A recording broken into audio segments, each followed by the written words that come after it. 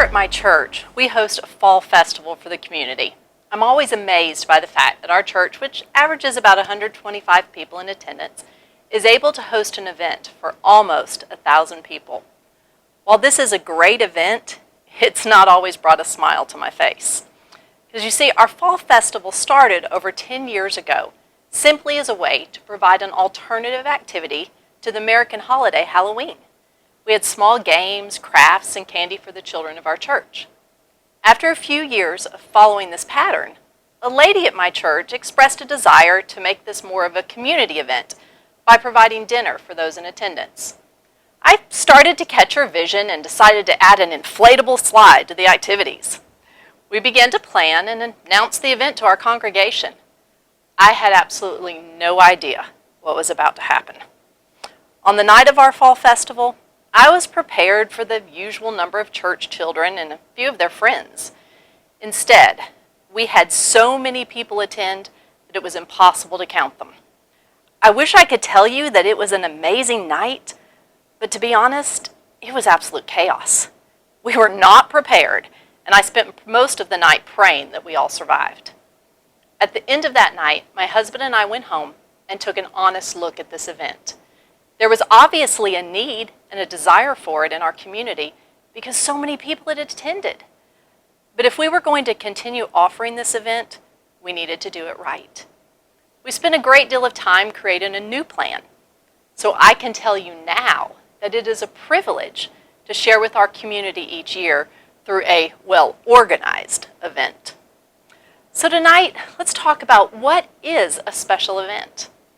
Well, a special event is anything that your church does that is outside of your normal ministry schedule. These special events can take place on or off church property, and there are many types of special events. Some churches host a back-to-school celebration where they invite children to come in, and there's lots of games and slides to play on, but there's also school supplies given out. And even sometimes they have hairstylists come in and give children free haircuts, just a celebration for back to school and to let your community know that your church is there. You could also have a fall festival, like our church does, where we invite people in and again, lots of games to play, lots of activities, provide the kids with some candy that they love and have a chance to share with them. Some churches do a Christmas celebration where they decorate their whole entire church and welcome the community in to be a part of that and hear what Jesus and Christmas is all about. Many of you are familiar with Vacation Bible School. That's a special event where we take a whole week, either in the summer or another time of year, to talk to kids about what Jesus has done for us. You might think about doing a kids' crusade or a children's revival, sometimes it's referred to, where we're focusing completely on kids and their needs and how they need to hear about Jesus in an age-appropriate way. It's also fun to host a family night for the people of your church. They could come in, you can have a movie night or play games, the messier the better, and just get family involved in talking. Another option is a sidewalk Sunday school, where you take what you're doing with kids in Sunday school or in children's ministry outside of your church to a park or to a neighborhood and take the time to teach them and invest in their community. In the download section of your outline, you'll find a list of 50 special events. It can be tempting to hear about an event that someone else has done and try to duplicate it, but each church and community is unique. Plan an event that works for your community. So when planning an event, a special event, the first thing you need to determine is your purpose. Why do you want to host this event? Your purpose will determine how you plan. For example, the purpose of the Fall Festival at my church is to provide a safe family event in a Christian environment where children and adults can experience the love of Jesus through our church. Keeping this purpose in mind, I put quite a bit of emphasis on safety. Our workers have been carefully selected for their ability to fulfill their specific roles. We have supervision and lighting near all the activities, since this is a nighttime event. And we have a team monitoring parking. We offer all of the activities, inflatables, face painting, games, food, prizes, and candy, free of charge. Making money is not part of the purpose of this event. There are other events that have fundraising as their purpose, but our goal for this night is to provide, not sell a product. So let's look at some purpose statements and possible events to accomplish those purposes. You will notice that some events can have more than one purpose. For example, if you want to encourage people to visit your church, then participate in a community or neighborhood festival, possibly host a living nativity at Christmas time, or have a parents' night out. If your purpose is to share the message of salvation and invite people to accept Christ, then you want to plan a vacation Bible school, a sidewalk Sunday school, or a day camp. If you want to improve communication in families, then a great event would be a family movie night, a game night, or a craft night. But beyond choosing your purpose, also be careful when selecting the date and time for your event. Be sure that you choose a date that's not in conflict with another church event or in conflict with a community event.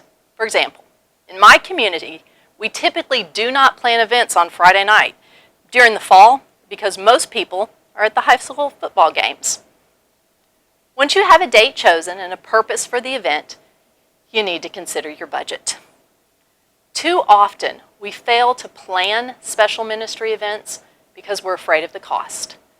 But don't let fear keep you from reaching children. Begin by asking God for His vision for special events in your ministry. When God has an idea, He certainly has no trouble paying for it. Start small. If you're planning your first special event, begin with an event that is low cost, and then build on it. Prepare a detailed budget before you raise money or ask for donations. Demonstrating good stewardship begins with your budget. Be specific about how you will spend any money given to this event. And then consider asking for donations for a purpose, not necessarily an event. For example, you might decide to participate in a community festival and offer free face painting. Your volunteers are going to tell children about Jesus while they're painting faces. In order to make this happen, you need donations for the supplies. You're asking for donations to help spread the gospel message, not just for paint. See the difference? And you can always plan a fundraiser. Remember, the more specific you are about the event, the more success you will have with fundraising. I always get more donations for our fall festival than for just children's ministries in general. To help you consider all the aspects of your event, it's a great idea to develop a detailed written plan. It should include more than just the who, what, when, where about the event. Each event will need a plan for registration, supplies, and volunteers. However, how you plan will depend upon the specific event. For example, some events, such as VBS, require a detailed registration plan because many parents will be dropping off their children. For other events, such as a fall festival, children will be under the supervision of their parents, so the registration plan will look different. Your supply list will be very different if you are doing a family movie night versus a family game night. Some events require coordination with other organizations. If you're offering tutoring, it would be good to have a relationship with the local school. A knowledge of community resources would be very helpful when assisting family with food or clothing needs. Let me share with you what my written plan looks like for our fall festival. You'll notice it has the basic things, the date of the event, the purpose of the event, which I shared with you. And then it has specific jobs for volunteers. I want to make sure that I'm not forgetting anything, so I list all the jobs for each volunteer. And then I also list the number of volunteers that I'm going to need for that event so it doesn't get close to time and I realize I don't have enough people. Also list the activities that are going to be offered during that time, and then the lovely thing, our cost. But the source of revenue, where am I going to get this money from? And so I make a plan right there. Supply list and my orders I need to place. Take it from me, do not wait to the last minute to place your orders. And then I just have a special section for notes. Sometimes there are things that I know I personally will forget to do. So this is just an area for me to write down there.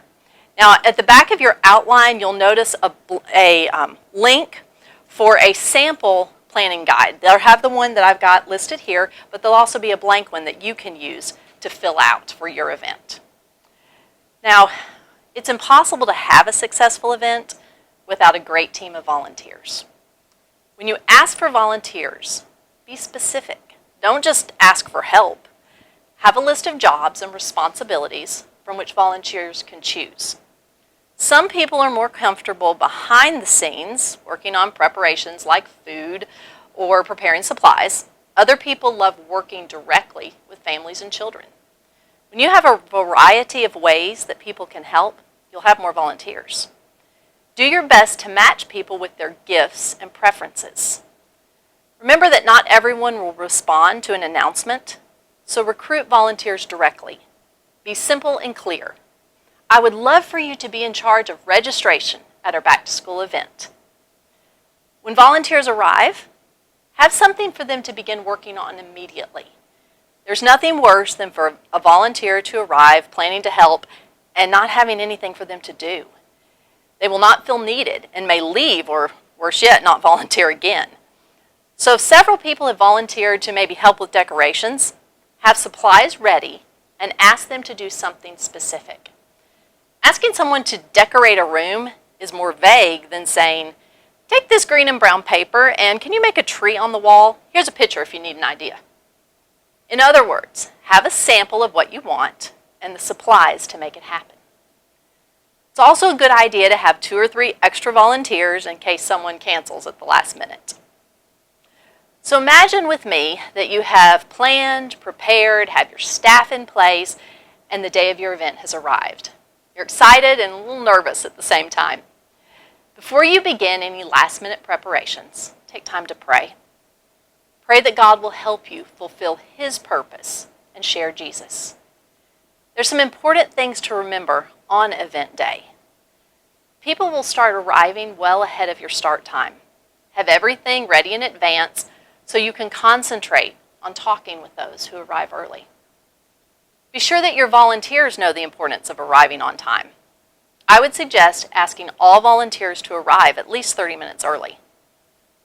Have a plan in place for communication during the event. You can use cell phones, walkie-talkies, or even have a person whose sole job is to deliver messages between people. And then remember to just be available. There will be last-minute issues and problems. Be prepared to deal with them by not having anything left on your personal to-do list. Complete those items the day before the event so you are available to focus on any last-minute problems. And even if you are nervous, appear calm and in control. Ask God for His strength. Your volunteers are looking to you as an example. Now, there are a few things I've learned from listening to others and from making my own mistakes that I want to share with you. Always keep in mind that the purpose of any special event should include an opportunity for people to hear about Jesus. You may choose to do this in large or small ways, but if you don't mention Christ, then you're missing your ultimate purpose. Have your entire staff wear matching t-shirts. If you can't afford to have shirts printed, just ask everyone to wear the same color shirt, just a plain shirt with a name tag. You want your staff to be easily identified. Then have an advertising team in place. You don't want to spend time, energy, and money planning an event if no one knows about it. If advertising isn't your gift, and I can promise it's not mine, find someone who can spread the word in your church and community. And remember to always start on time. You communicate value to those attending and to those volunteering at an event when you respect their time. Remember to plan for cleanup. If you do not have specific volunteers to help with cleanup, you will probably be doing it yourself long into the night. Trust me, I speak from experience. People won't automatically assume you need help cleaning up unless you ask. And remember to plan for follow-up. It's too easy to breathe a sigh of relief at the end of a special event and forget to follow up. If your new event included new families and children, be sure to contact them immediately. Senior members of your church who are unable to help with physical activities would be excellent help in this area. At the end of the event, take time to honestly evaluate it. Was it successful? How will you measure that success? Will you have this event again? Do you need to make changes to this event to make it more effective the next time?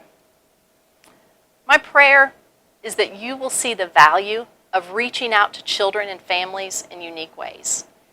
If God has breathed a new idea into your heart today, begin praying about how to make it a reality as you shine His light through special events.